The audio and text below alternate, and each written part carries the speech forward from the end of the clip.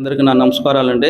నా పేరు షేక్ సోందుమియా, మా పెద్దల పేరు షేక్ రహీం, మా ఆసిక్ పేరు ఆసికు.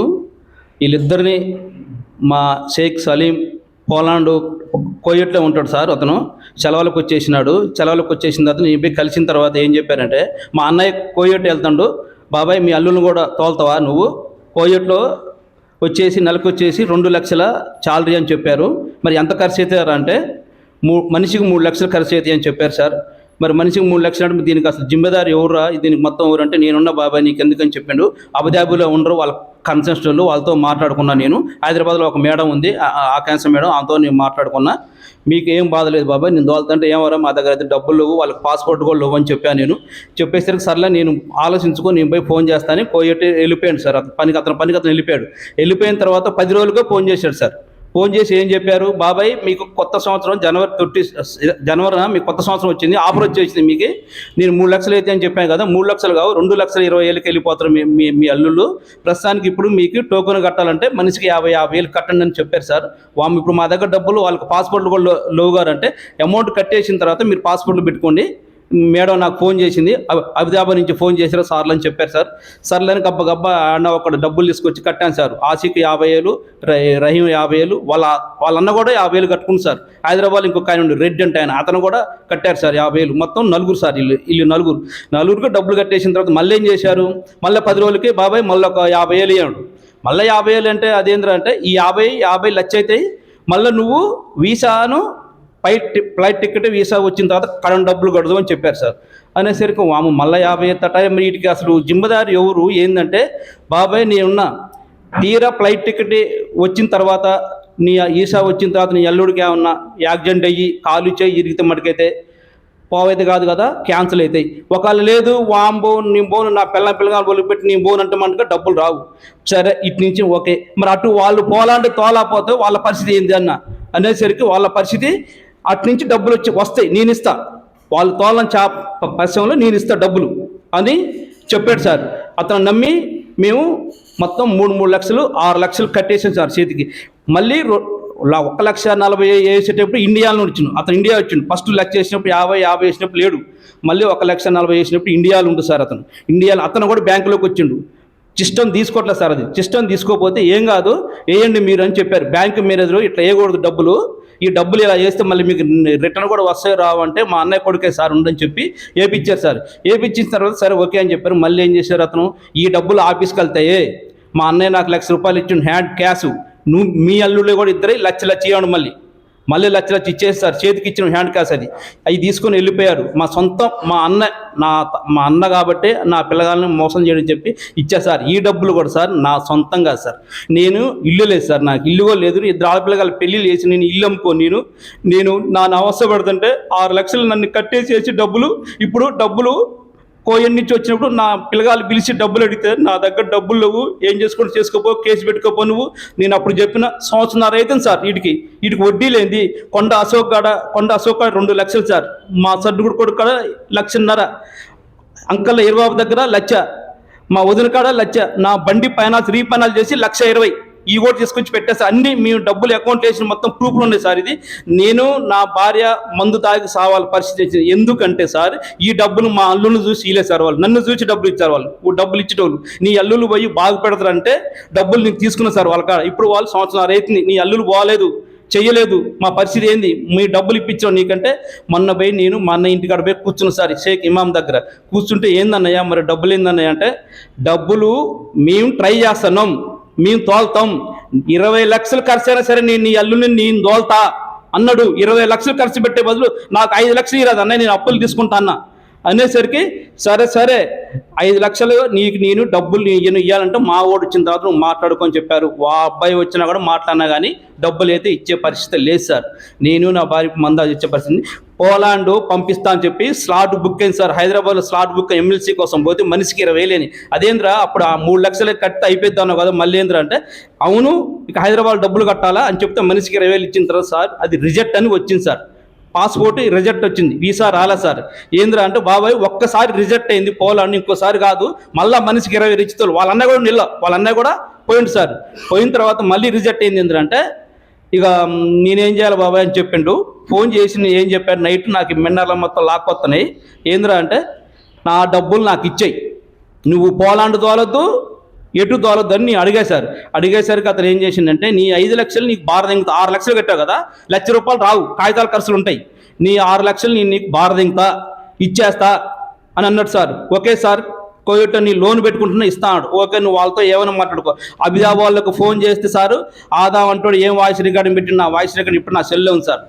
మీరు ఏదైనా ఉంటే మీ సలీంతో మాట్లాడుకోండి, మాకు ఫోన్లు చేయొద్దు అని కన్సెంట్ వాళ్ళు చెప్పారు సార్. మాకు వాళ్ళు చెప్పేసరికి సార్లు అని సలీంతో మాట్లాడుతున్నాం మేము, సలీంతో మేము అయిన సారు ఈ డబ్బులు మటుకైతే కోయటు మళ్ళీ పిల్లగాళ్ళకి ఏం చేశాడు, మీ నాన్న డబ్బులు అడుగుతున్న 5 లక్షలు మీరు ఇండియాలో మీకు అప్పులు తీరుతాయా, మీకు అప్పులు తీరవు, నేను కెనడా పంపిస్తా అని చెప్పింది సార్. మళ్ళీ కెనడా పంపిస్తా అంటే నా దగ్గర అయితే డబ్బులు ఇక పిల్లగాళ్ళు చెప్పారు మా నాన్న దగ్గర డబ్బులు అన్ని అందరి దగ్గర డబ్బులు తీసుకొచ్చి పెట్టారు, మా నాన్న దగ్గర మళ్ళీ డబ్బులు ఆడి నువ్వు కెనడా పంపించడానికంటే ఈ డబ్బులు మా నాన్న పెట్టుకుంటాడు అని చెప్పిండు. కెనడా పంపిస్తా, హర్యానాలో ఆఫీస్ ఉందంటే సర్లే అని చెప్పి మా చిన్న బిడ్డ దగ్గర 2 చెక్కులు తీసుకొని ఎంటీ పాస్ నోటు తీసుకొని నా చిన్న బిడ్డ దగ్గర తీసుకొని 70,000 మా చేతి కొడిలా అటు హర్యానా ఉందని హర్యానాలో ఉందంట ఆఫీస్, కెనడా పంపించే ఆఫీస్ హర్యానాలో ఉందని చెప్పి వీళ్ళందరినీ కూడా 4-5 కూడా హర్యానా తోలేరు పాస్పోర్ట్ ఇచ్చి. అక్కడ పోయి వీళ్ళు సంతకాలు ఆడిపోతే అసలు ఆఫీసు బోర్డే లేదంట. వీళ్ళు ఫోన్ చేశారంట సార్ ఇక్కడ ఇమాం గారు ఇక్కడ ఆఫీసు బోర్డే లేదంటే మీరు డబ్బులు కట్టండి అబ్బా బోర్డుతో మీకెందుకు గాలి ఊడిపోయిందంట, అది మీరు డబ్బులు కట్టనని చెప్పి డబ్బులు కట్టించారు సార్. డబ్బులు మళ్ళీ మా చేతికి ఇలా డబ్బులు మళ్ళీ అంటే నా బిడ్డ అడిగిందంట అదేంది మీ కొడుకుని నమ్మి మా నాన్న 6 లక్షల చేతిలో పెట్టిండు, నువ్వు మాకు 70,000 ఇస్తానికి నువ్వు మమ్మల్ని పాస్ నోట్లు ఆడుతున్నావు అంటే అది వాడి ఇష్టం, ఇది నా ఇష్టం ఇది అని మాట్లాడించాడు. మరి ఎక్కడ న్యాయం? ఇప్పుడు నా పరిస్థితి ఏంది? నా అబద్ధం అయితే సార్ కొండ అశోక్ కానీ అప్పుల వాళ్ళందరూ నిమ్మలు నా కాడ సెల్ నెంబర్లు మీరు నిమ్మలు తీసుకొని మీరు మాట్లాడుకొని అప్పులు పాలు తేలేదంటే నేను దీనికి బాధ్యుని సార్. ఇది మటుకైతే నాకు చాలా నేను బతకటం చాలా ఒక వారంతో పట్టదు సార్, చచ్చిపోతుంది బతకను వాసంగా. ఎందుకంటే నా పరిస్థితి అలా ఉంది. 2 ఆడపిల్లలు పెళ్ళిళ్ళు చేసి నేను ఇల్లు అమ్ముకొని ఇల్లు అమ్ముకొని రెంటుకుంటాను, ఇదే దానగూడెం కాలనీలో రెంటుకుంటుంటే నన్ను అప్పులు అన్నీ తీర్చుకున్నా సార్. నా పిల్ల అప్పులు అన్నీ తీర్చుకొని మంచి బతుకుతా అనుకున్న టైంలో నాకు ఇది కలిసి ఈ డబ్బులు అలా వేయించి నన్ను బరివాదం చేసిండు. నేను దీనికి ఏం చేయాలో అన్నం తింటే అన్నం మింగుడు పోవట్లేదు సార్. మీరే మీడియా మిత్రులకి మీకు దయచేసి చెప్తాను సార్. నాకు సీఏ గారి కాడ కేసు పెట్టాను సార్. అర్బన్లో కేసు పెడితే సీఏ గారి కాడికి వచ్చి ఏం చెప్పారంటే వాళ్ళు మా అకౌంట్లోకి వేసిండు డబ్బులు, మాకే సంబంధం అని చెప్పి వెళ్ళిపోయాను సార్. నేను నిన్న సీఏ గారు ఏం చేసిండు, మీరు బ్యాంక్ స్టేట్మెంట్ తీసుకొని రామని చెప్పారు సార్. నా బిడ్డ నా భార్య బ్యాంక్ స్టేట్మెంట్ నా బిడ్డ చేసిన బ్యాంక్ స్టేట్మెంట్ తీసుకొని మేము పోయేసరికి ఆడికి పోయి సీఏ గారు బిజీగా ఉంటాను సార్. సీఏ గారికి రాత్రి లోపల పోతే ఏం చెప్పారు వాళ్ళని పిలిచి ఈ చిన్న కేసులు కూడా మీరు నా కాడ పంపుతారని నాకు అర్థం కావట్లేదు. వాళ్ళని పిలిపిలేదా మీరు, ఇంకా ఇమాం నన్ను సలీం మీరు ఇంకా పిలిపిలేదా, పిలిపించి మాట్లాడండి మీరు అని చెప్పారు సార్. బ్యాంక్ రాత్రి కూడా వీళ్ళిద్దరు సంతకాలు తీసుకుంటూ అది మెసేజ్ వచ్చిందని చెప్పారు, ఆన్లైన్లో అయితే మీ కేసు మెసేజ్ వచ్చిందని చెప్పారు సార్. ఆ మెసేజ్ 4 రోజులు సార్. ఊళ్ళో పెద్ద మనుషులు ఇదే కార్పొరేటర్ సతీష్ గారు పోయి అడిగారు. ఫస్ట్ పెద్ద మనుషులు చెప్పేస్తాను కేసు పెట్టకముందు పెద్ద మనుషులు చెప్తే పెద్ద మనుషులు కూడా రూపాయి కూడా ఇవన్నీ నేను ఇచ్చే డబ్బులు అని అంటాను. సతీష్ ఒక్కడే చెప్పారు ఫస్ట్ 3 లక్షలని మీ తమ్ముడికి 3 లక్షలు మెయిన్ ఉన్నాయంటే అప్పులు, తర్వాత చూద్దామని చెప్తే నా దగ్గర అసలు రూపాయలు నేను ఇయ్యనని పెద్ద మనుషుల్ని ఎదురుకిస్తాడు, ఇటు పోలీసుల్ని ఎదురుకిస్తాడు, ఇటు మమ్మల్ని లెక్క చేయట్లేదు. మా నెంబరు సలీం అంటాడు. ఆ రోజు 5 లక్షలు అడిగినప్పుడే నా నెంబరు బ్లాక్ లిస్ట్ పెట్టింది సార్. బాబాయ్ నెంబరు బ్లాక్ లిస్ట్ పెట్టి పారదండి. ఎందుకంటే నేను డబ్బులు అడుగుతున్నాను చెప్పి బ్లాక్ లిస్ట్ పెట్టి నా పిల్లగాలతో కన్సల్ట్ అయ్యి నేను కెనడా పంపిద్దామని చెప్పి చేసి నన్ను ఇట్లా చేసింది సార్. దీనికి న్యాయం నేను సీఏ గారిని కూడా నేను మనస్ఫూర్తిగా నేను కోరుతున్నా సార్, నాకు న్యాయం చేయండి. నా బాధ మీకు చెప్పుకుందా అంటే స్టేషన్లో ఉన్నట్లే అయిపోయిందిగా వెళ్ళిపోంటున్నారు సార్. నేను బయటకు వస్తాను సార్. ఇది సార్ నా బాధ. నా భార్య కూడా తెలుసు, నాకు తెలుసు, మా నాన్న కూడా తెలుసు సార్, మా ఫ్యామిలీ మొత్తం తెలుసు. ఆ బజార్ మీరు ఎక్కడ ఎంక్వైరీ చేసినా మీ ఉండే బజార్లో అందరికి కూడా తెలుసు సార్. ప్రతి ఒక్కళ్ళు ఇటు ఏళ్ళమ్మ నాన్న నన్ను తిడుతున్నారు, ఏనమ్మ నాన్న నన్నే తిడుతున్నారు సార్. మా అల్లుళ్ళు మా కొడుకులు చూసి పిచ్చోళ్ళు చేసిన నువ్వు అని చెప్పి నాకు హామీ మా అన్నయ్య కొడుకు సలీం, మా అన్నయ్య సార్ వాళ్ళిద్దరే మెయిన్ చేసింది. నాకు వాళ్ళ కానించి నాకు డబ్బులు ఇప్పించిన ఆయన చేయండి సార్. నాకు వాళ్ళిద్దరు మెయిన్ షేక్ ఇమాం సార్, ఎస్కే సలీం సార్ వాళ్ళిద్దరు కలిసి చేసిన మోసానికి నాకు అమౌంట్ ఇప్పించండి కొద్దిగా, నాకు దయచేసి. లేకపోతే నేను బతకే పరిస్థితి లేదు సార్. నేను బతకలేదు సార్, అసలు చచ్చిపోతాను. నేను ఆటోతో వెళ్తా, ఎక్కడ మందాలు చచ్చిపోతున్న ఆటోలు ఉంటున్నాో నాకే తెలియదు సార్. వాసంగా అయితే మందు కూడా తీసుకుని రావాలి సావటానికి నేను, కానీ రాలేదు. మీదొక్క లాస్ట్ మాట మీకు చెప్పి నేను చచ్చిపోదాం సార్. నాకు అమౌంట్ కాదు సార్, 1 కాదు 2 కాదు. ఆటో డ్రైవరు 7 లక్షలు, ఈ 6 లక్షలు చేతికి హ్యాండ్ క్యాష్ లక్షలు ఇచ్చింది సార్. ఎంత అవుతున్నాయి? 8 లక్షలు అవుతున్నాయి. ఈ డబ్బులు నేను తిరగత అల్లుడు పోతే సంపాదించుకుంటాం, నెలకి 2 లక్షలు కదా అని అనుకున్నాను సార్. నేను సీఏ గారు ఏం చెప్పిండు, చూసిండు మొత్తం బ్యాంక్ స్టేట్మెంట్ అమ్మిటి తీసుకొచ్చి పెట్టేసరికి అతను ఏం చెప్తున్నాం, వాళ్ళని పిలిపిందంటే వాళ్ళు వచ్చి ఒక్కసారి వచ్చారు. వాళ్ళు వచ్చి చెప్పి ఏం చెప్పారు, మా అకౌంట్లోకి వేసిండా, మాకేం సంబంధం, మా అన్నేం తోలుతుంటే వాళ్ళే వచ్చారు అని అని చెప్పి వెళ్ళిపోయారు వాళ్ళు. ఇప్పుడు వెళ్ళిపోయి వాళ్ళు నెల్లూరు వెళ్ళిపోయారు. వాళ్ళు నెల్లూరు పేర్ల పండగ మంచిగా వాళ్ళు కార్లలో తిరుగుకుంటే నెల్లూరు వెళ్ళిపోయారు.